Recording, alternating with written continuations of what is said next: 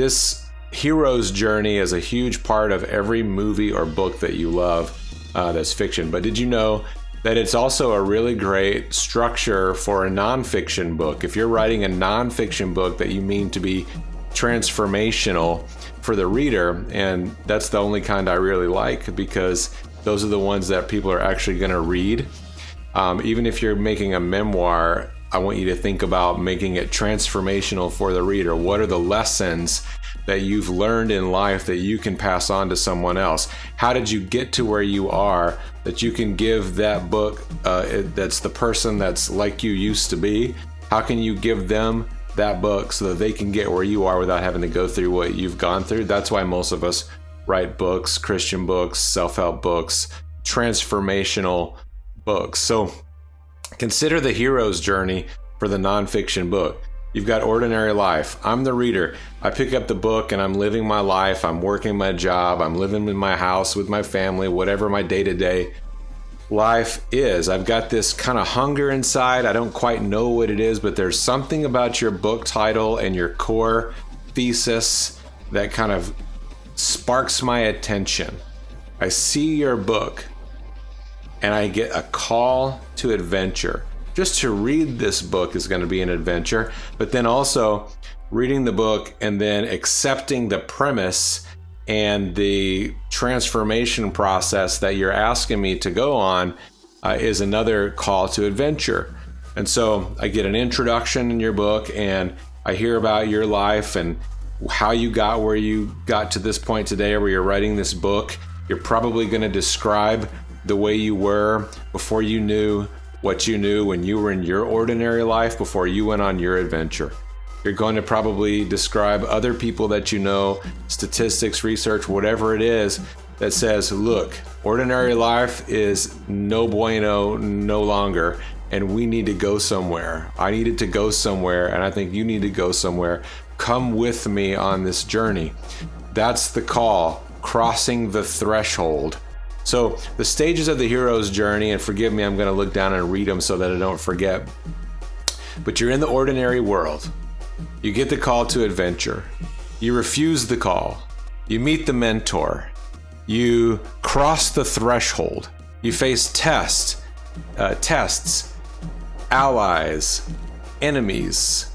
You approach the inmost cave, and then you go into the cave and you have the ordeal, and then you get the reward, but then you have to take the road back. You got to get back somehow, but now you're different.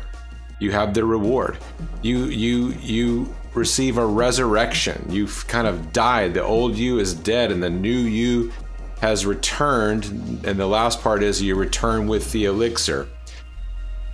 And now you have a new ordinary world, and you'll notice in your life you've had transformation after transformation as you go through stuff, if you're growing through it, and your new ordinary is better than your old ordinary. That's the way it's supposed to be. So write your nonfiction book with this process. You've called them to adventure. They don't want to cross the threshold. They resist it. They deny that they even need to go, but you convince them because you're the mentor that comes along and convinces them that they need to do that. And so finally you get them to get past the introduction, maybe past chapter 1 and into chapter 2, where they're now committed to dealing with the stuff that you're going to tell them. Maybe you're going to give them some truth, some epiphanies. Maybe you're going to make them take a hard look at their own life, and maybe you're going to make them commit to some change and doing some exercises or trying some stuff out. And these are the tests that come, and the allies. You're going to give them help. You're going to show them where you can get help. You're going to be help for them, allies and enemies. You're going to show them what are going to be the obstacles in their way as they try to make this transformation that they're trying to make. Maybe you're writing a book about prayer and you're calling people to a new and better prayer life, a new dimension of praying, a new kind of existence as a person of prayer, but they're like, oh, but I've tried this before and it makes me feel guilty and I'm so lazy. But you're the mentor and said, no, I used to be just like you, but I've crossed this threshold. I've become a different kind of person. I want to show you what I know, and I want to show you what God can do in your life if you make this transition. So come on, and then you take them and you go with them to those obstacles, whatever the things are that get in the way, and those enemies, whatever the enemies are that get in the way. And then at some point in your book, you get to the inmost cave and you approach it. It's like, we're coming down to this point where it's like make or break time. Are you going to change? Are you going to do what's necessary to become different? And then with some books, it's a more important transformation than others. Sometimes it's totally life and death, and sometimes it's just going from good to great. So then it's the ordeal, and then you get through the ordeal and you receive a reward. Make sure when you write your nonfiction book that the rewards don't all come at the very end. Give rewards throughout. Think about the best video games that you play. It's you get a challenge and then a mini reward. And then you get a new challenge and then another and greater reward. You don't go straight to the big boss at the end.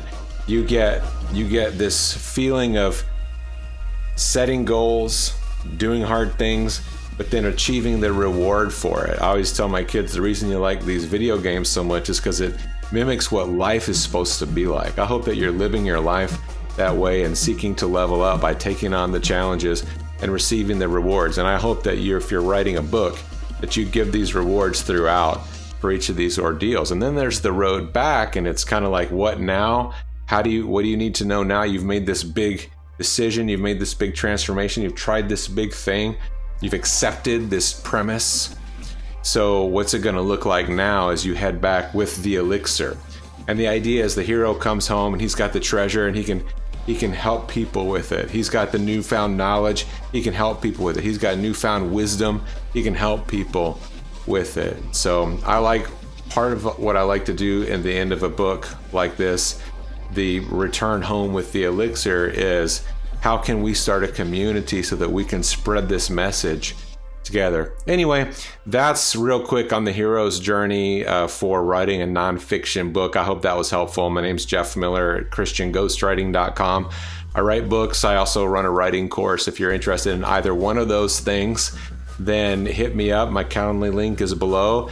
I will just give you a free consult if you want to talk about your book. Maybe I can add some value to you. It actually helps me too, to hear from authors, people that are trying to write a book, as to what is helpful for you. You won't owe me anything. I'll just help you the best I can, and I'll learn from you. Otherwise, have a great day and subscribe to my channel and set an alarm, the notification, and share it. And if you leave me a comment, I will most definitely comment back, even if it's a negative comment. Have a great day.